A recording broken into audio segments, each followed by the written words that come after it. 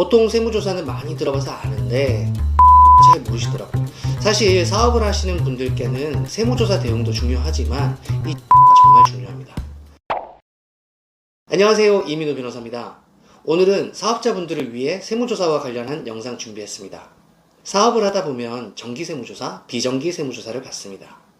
그런데 세무조사 과정에서 고의적인 조세포탈 행위가 적발되면 조세범칙조사로 전환이 되죠. 보통 세무조사는 많이 들어봐서 아는데 조세범칙조사는 잘 모르시더라고요. 사실 사업을 하시는 분들께는 세무조사 대응도 중요하지만 이 조세범칙조사가 정말 중요합니다. 왜냐하면 일반 세무조사는 세금을 추징하고자 하는 목적으로 과세권을 행사하는 일이지만 조세범칙조사는 조세범처벌법을 통해 처벌을 목적으로 이루어지는 강도 높은 조사이기 때문이죠. 구체적으로 살펴보자면 조세범칙조사는 조세범처벌법 제3조부터 제16조까지 정해져 있는 죄에 해당하는 위반 행위를 확정하기 위해서 조사 공무원이 하는 조사활동을 말합니다. 보통 세무조사를 받다가 조세범칙 행위가 발견돼서 조세범칙조사로 전환이 되거나 수사기관의 고발 요청에 의해 조세범칙조사가 시작되는 경우도 있습니다. 대표적인 범칙 행위로는 이중장부 작성, 거짓 기장, 거짓 증빙, 차명계좌를 통한 재산 은닉, 수익거래 행위 조작, 가공세금 계산서, 허위계산서, 발행이나 수취 등이 있습니다. 보통 저희 사무실에 상담 오시는 대표님들 경우를 보면 가족 명의로 된 계좌는 괜찮겠지 라고 하는 생각으로 배우자나 자녀 명의로 차명계좌를 사용하시면서 매출을 누락시킨 경우나 거래처 요구로 가공세금 계산서를 발행해 주거나 이를 메꾸기 위해 자료상으로부터 가공세금 계산서를 매입했다가 자료상이 먼저 관할 세무서에 걸리고 연관 업체로 파생되어 조사를 받게 되는 경우가 많은데요. 일반 세무조사보다 조세범칙조사는 더 무섭습니다. 왜냐하면 제척기간이 길고 가산세가 크기 때문이죠. 일반 세무조사에선 조세를 부과할 수 있는 부과제척기간이 5년입니다. 그런데 조세범칙조사는 사기기타 부정행위, 즉 조세포탈죄에 해당되면 조세를 부과할 수 있는 부과제척기간이 10년으로 늘어납니다.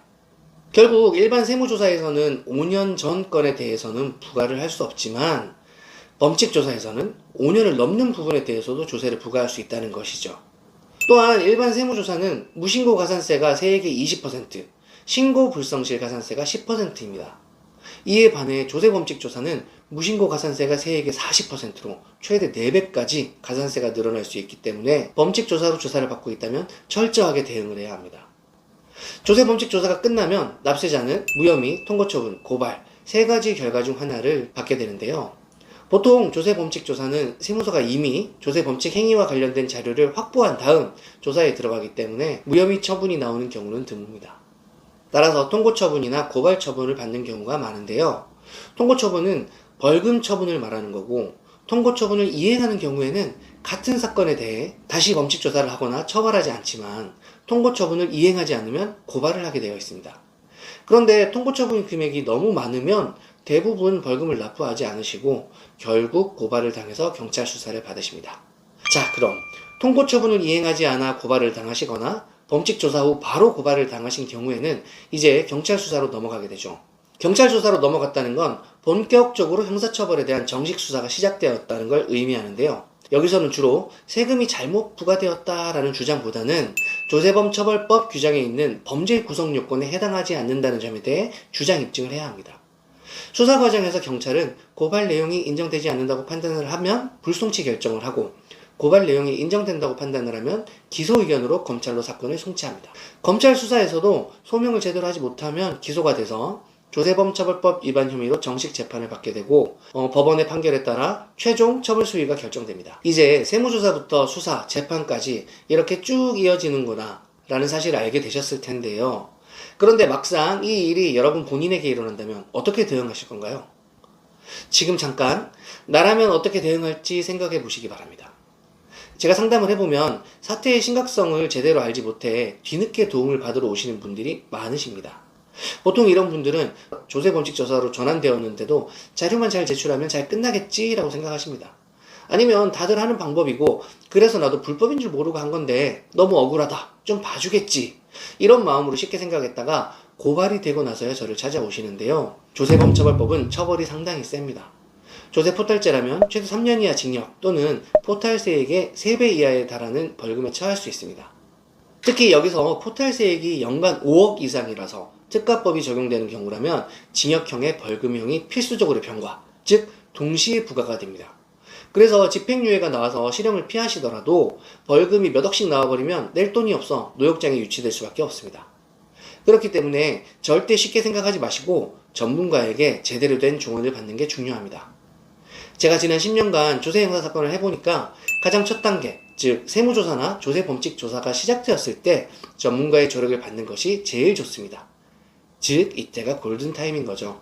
저희 경우엔 조세범칙조사에 참여하면서 세무서가 사업구조를 오인하는 바람에 조세포탈로 추정하지 않았는지, 현재 의뢰인이 가지고 있는 자료로 충분히 소명이 되는데도 이를 제대로 주장을 하지 못해서 조세포탈로 간주하지 않았는지부터 철저하게 따져봅니다. 그래야 통고처분, 벌금 액수를 낮추고 고발이 되더라도 고발장에 적힌 포탈세액 액수 자체를 낮춰서 더 수월하게 경찰 수사에 임할 수 있기 때문입니다. 만약 고발이 돼서 경찰 수사로 넘어갔다면 이제부터 본격적으로 세무서와 동등한 입장에서 치열하게 다퉈야 합니다. 제 경우엔 우선 고발장에 적힌 혐의 내용부터 정확하게 파악을 하죠.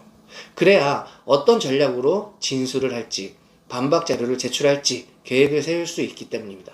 그리고 적발된 내용을 바탕으로 과세기간별, 거래 내역별, 업체별, 포탈 세액별로 다 쪼개서 하나씩 검토를 합니다. 그리고 반박할 수 있는 쟁점을 뽑고 이를 뒷받침할 수 있는 증빙 자료에 근거한 변호 활동을 적극적으로 시작하게 되는 거죠. 특히 세무조사 단계뿐만 아니라 수사 단계에서도 연관된 업체의 참고인 조사를 진행하게 되는데요. 내가 주장했던 진술과 일치하지 않으면 주장하는 내용의 신빙성이 의심될 수 있기 때문에 사실관계를 면밀하게 검토하여 더욱 신중하고 디테일하게 전략을 짜서 수사에 참여하고 있습니다. 사실 같은 조사 포탈자라도 세목별 기수시익의 산정법이 다르고 가지고 있는 증빙 자료도 모두 다르기 때문에 여러분 사안에 맞는 대응 전략을 짜는 게 제일 중요합니다. 법리에 맞게 전략만 잘 짠다면 충분히 방어하실 수 있습니다. 만약 이 영상을 보시는 분들 중 현재 조세범칙조사로 전환되었거나 수사기관에 수사기일이 잡혔는데 아직까지 믿고 물어볼 전문가를 찾지 못했다면 댓글에 적혀있는 번호로 연락 주시기 바랍니다. 여러분이 억울하게 처벌받지 않도록 여러분에 맞는 해결책 세워드리겠습니다. 오늘도 영상 시청해 주셔서 감사합니다.